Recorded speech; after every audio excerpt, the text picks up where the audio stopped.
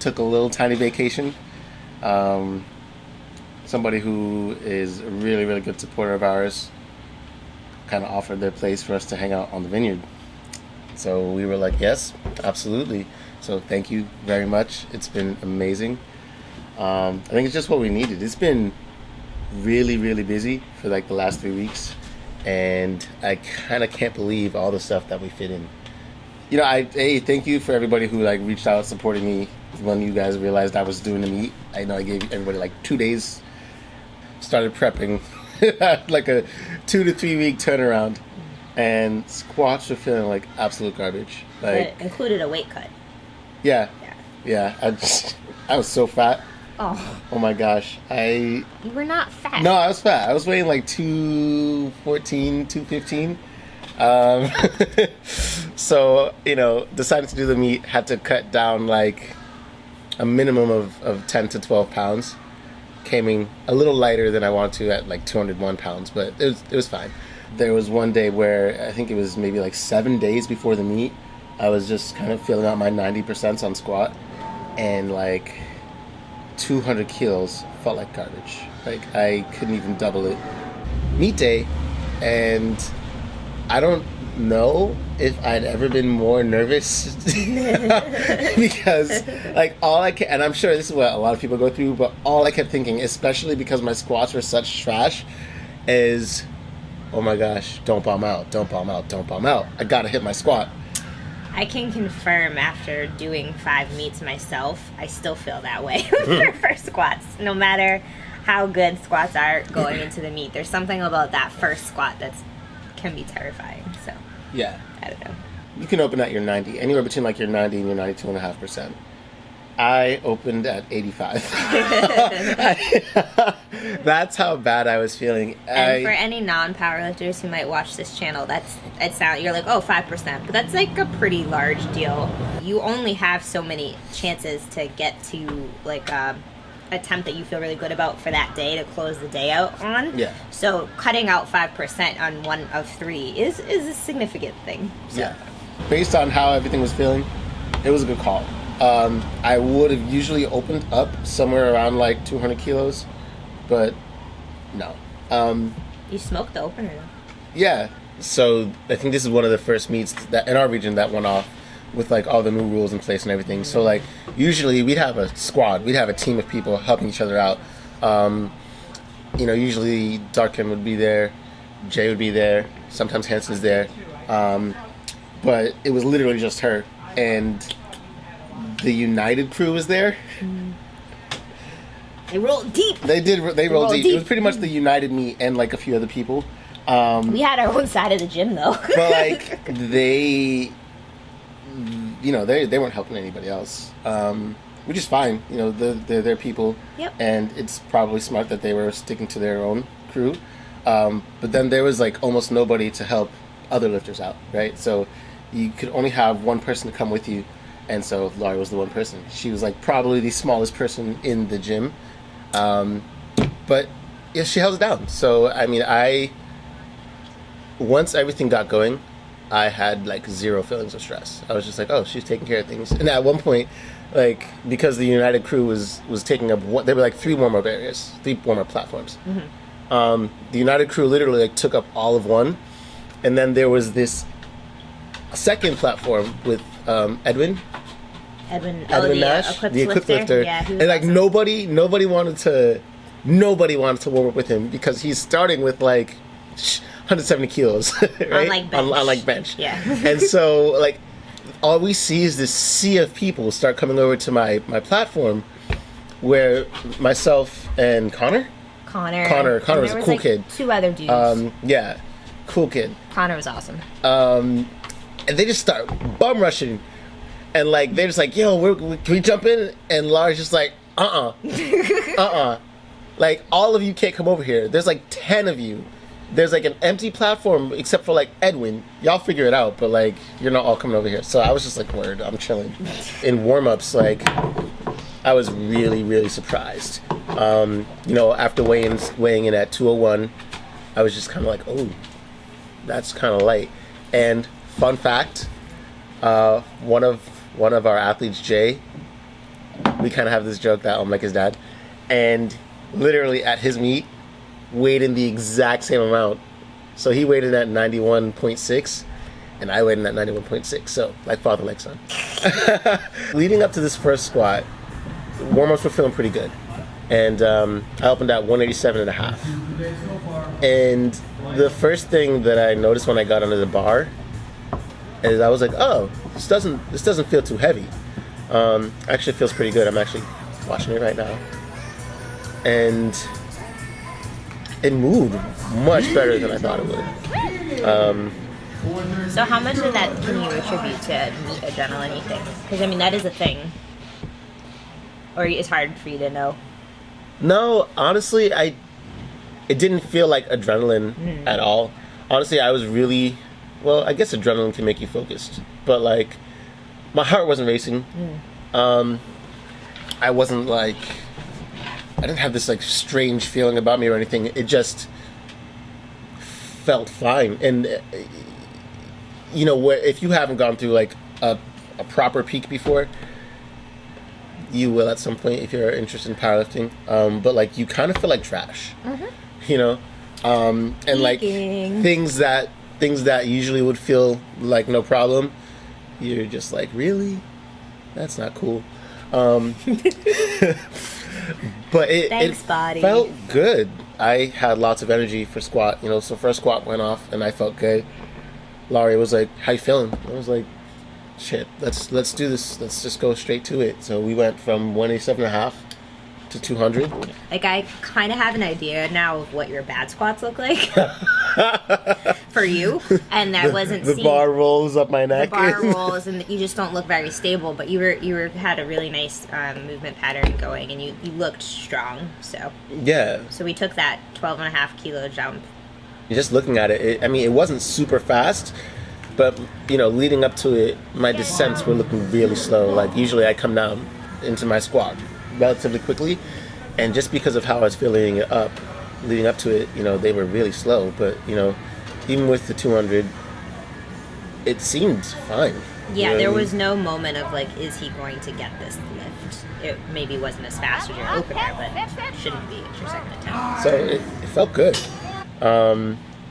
You got a shout out for having the coolest shoes of the day. Coolest shoes, yeah. You guys see my shoes. You know what's up. Yeah, you went flats. Yeah, I went flats. But I might be going back to my lifters, depending on. I just get more quad activation. I don't know. We'll see. So after second squat, Larry was like, what do you want to do? I was like, let's do the 210. It's no problem. That's still like 10 kilos shy of my best. But, you know, since squat was the one I was most concerned about, my quads look great. Anyways, since that was what I was most concerned about, I was like, yeah, let's just go for the 210. So, you know, we threw the 210 on, stepped under it. Again, didn't really ever feel like it was heavy. So I don't know, maybe that is that whole like adrenaline thing, like you're just not feeling what your body's going through. Honestly, nothing really felt heavy that day. But, you know, got the squat command, came down. Again, same speed, it's pretty consistent. Hit the whole little bobble, but I tucked the elbows back in and it just was fine. So honestly, that looked like 210 should have looked, as opposed to the way 200 was feeling, which was crap. But then bench came. Bench sucked. So Rogue, great bench. It's really sturdy. Great combo rack. These new Rogue competition racks. It's huge. It's really wide. And it's no one's fault but my own, really, because you're still responsible for yourself. But having never pressed on that bench before, I had no idea how close everything was. So the wider the bench is, the closer those supports, the uprights, are to making contact with your weights. So on first bench, 135, which is not even a problem for me. I can like double, triple 135. I take handoff, which I don't usually do, but because of how I was feeling, took handoff, and you know, it settles. I get the press command, which took really long. took really And long your for start. everything. Your start My start also. command took really long. My press command took really long. Everything was really long with this head wrap. But whatever. Just gotta train for it. But I press back, and literally, as soon as I start my press, the weights hit the supports, like almost immediately, and that just threw everything off. I had to like do this uneven press out, and then I had to recontrol it because when it hit the uprights and the supports, it moved forward. Just all of this crap. It was really bad. It was really yeah. An ugly press. You'll see it. It was bad. But like props for you for still finishing it. Yeah. 'Cause I feel like some people after the weights clanged, they might have either been so distracted by that they didn't properly finish the press, or they might have assumed it was already going to be like a no lift. But like when you're in those situations and you're not really sure, you should most of the time finish out your lift because you might get it, and you got it. I did look around. You'll see it. I did look around like, what the hell is happening? Even the announcer was like, Joseph, what are you doing? You were like, I don't really know. I kept my head down, though. I kept my head down. Yeah, if you lift your head up, that would have been no lift. No I lift. kept my head down, but like that kind of just set the mood for bench press. It did. I did get the lift. I went up 7.5 kilos because of how confident I was at bench press. But like it really changed everything up. We asked them to put the upright in. Yeah, I only wanted one in. They put both in. But they put both in. Yep. So second attempt, 142.5. We'll go, Joe. Again, start command takes forever. Press command takes a little while. And I just couldn't get the right positioning. So I didn't get it. And they catch it. They help me re-rack it. But as I'm putting it back, it gets shifted to the side, and my hand gets crushed between the barbell and the J cup. So that sucked. Yeah, that hurt. At that point, I actually asked you if you wanted to scrap your third bench and save your grip for deadlift. Yeah. But you said that you didn't think it was that bad. Yeah, I wanted to get it. So, went for 142.5 again. And my butt came up. So you pressed it. I pressed it, but my butt came up. I So was very hopeful that it was going to be I know, which was weird because I got yellow, one red and one yellow. I got a yellow and a red, so there wasn't consensus. Something was off. Or they hit the wrong point. But head ref, come on, man, give me that press faster. Give me that press faster. But then we rolled on to deadlift, and deadlift was my jam. Deadlift was my jam. Yes, you just said, sorry. Everything was feeling good in warm-ups. Deadlifts were feeling good. Deadlifts were feeling snappy. Just kind of watching some of my warm-ups here. So we opened up at 227.5, which is like 501 and change. And I mean, I've pulled that so many times. It was just like a no-brainer. Like, yeah, this will be fine. I switched headbands. Got my Americana headband, A7Intl, shout out. I love the headbands. I think that's literally why I've been growing out my hair, so I can wear headbands. It's going to keep growing out. I'm going to keep doing it. Also, shout out to LS McClain, who always changes his outfits during comps. I'm trying to be like LS. Yeah, so that was like a little tribute to him. I'm saying like I need more sneakers. And I need more headbands. I wore the LS shirt too. But it was fine. Walked out, hit it. Everything looked good. Timing was good, and I felt okay with it. So we took our planned jump from 227.5 to 240. Yep. And you were really solid about that. Yeah, that was I fine. asked you about it. Yeah, 240, which is essentially like 530. It's like 529 point something. And we were talking about it, and I think because of my rushed warm up, I wasn't able to dial in my positioning as much as I would have if I'd warmed up more. Because I set up and I do my pull hook grip, by the way, best way to pull. You never drop a lift. I start my pull and I'm way forward, and I'm just watching it, and it still came up fine, but like I had to balance it out, and I think that came back to bite me in the ass for my third attempt, because 250 was what we loaded on the bar next, which again would not have been a problem. It's like 551. Yeah, it flies up off the floor. but because that positioning wasn't worked on and wasn't fixed and locked into place, it pulled me forward. And just looking at it right now, I can see it. It's just like, oh, forward, forward, forward, and I guess mid-thigh, but just pulled me over. So. And that's one thing about sumo deadlift, that it's like you're in the right position, then you make the lift or you're not. Maintaining that level of focus through 9 attempts in, 4 hours or 3.5 hours, while you're like also trying to manage everything else that comes along with meet day is tough. And then we had the COVID regulations on top of it. So like, in addition to all the normal things you have to think about, is like, oh wait, before I touch that, let me hand sanitize. Mm-hmm. So I will say,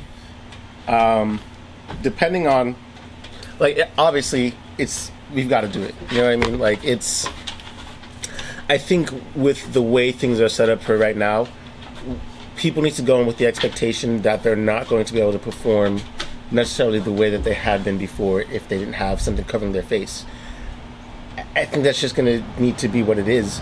You know what I mean? I'm not going to try to get into all the drama about what happened while we were there. Like, stuff happens. Stuff went down.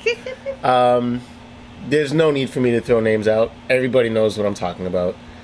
You have your own opinions on it. That's fine. But what it comes down to is it's the rule. So you're going to have to wear a mask. It does affect you. I'm not going to lie. I just couldn't get as much air in the amount of time I usually would to take my breath, because the particular mask that I had might not have been the right size for me, and it restricted my ability to take a deep breath because I couldn't open my mouth as much. That's that's on me. Some of the other masks, like the loop mask that most people had, when you take a deep breath, it actually kind of goes into your mouth. Mm-hmm. Just wear the mask. Don't be an idiot. Just don't be stupid. Just put it on. And I don't mean like, oh, it's here. No. Chin guards. Put it on. Put it on. Put it on the right way. And also, the people who are in charge of the meet and the referees who are there, it's also their responsibility to say, hey, you need to put your mask on. That's a warning. I don't know that you need to give someone 5 opportunities, but say something, because otherwise you're pretty much saying to this person, yeah, don't really worry about it. So do your job. Okay, that's it. Well, and I think we can acknowledge that that's a new part of the job and everybody's learning it. But it's important. No, they were. It's not like it was hard to remember. Like every other part of it was like, people were like, oh, maintain your distance, and the spotters and loaders had their masks on, the refs had their masks on, so it's not like they forgot. Yeah. You know what I mean? They just didn't want to say anything. Probably because it's somebody who had a big name. Doesn't matter. Do your job, because it's your responsibility, just like it's their responsibility. But whatever. Anyways, so I mean, overall, it was a good meet. It was run really smoothly. It was quiet with no spectators. Honestly, I didn't even notice. Yeah. It's just like when you're up there, you're just like, whatever. And the guy who was announcing, he brought a lot of energy. He wasn't Gino. Shout out Gino Powerlifting. But shout out to the guy that was there, though. Shout out to the guy that was there. He peeped the kicks. He was like, yo, man, you got swag. So if Eric put another one on, I would do it. I probably won't do another meet for at least 2 months. But thank you guys for all the, people reached out. They were like, hey, how did you do? Not as great as I could have, but you know what? When it all comes down to it, that's what a competition is. It's about what you can do on that given day. Mm-hmm. And that just means that I need to focus, put myself through more situations where I'm going to be uncomfortable and be able to perform better. So thanks for the support. Thanks for watching. If you have any questions at all about like things that we did, if you want to learn more about the water cut, the water load, glycogen depletion, and then reconstitution of all that, definitely reach out. Throw any comments in the comment box. And don't forget to like and subscribe. We'll see you guys later. Peace.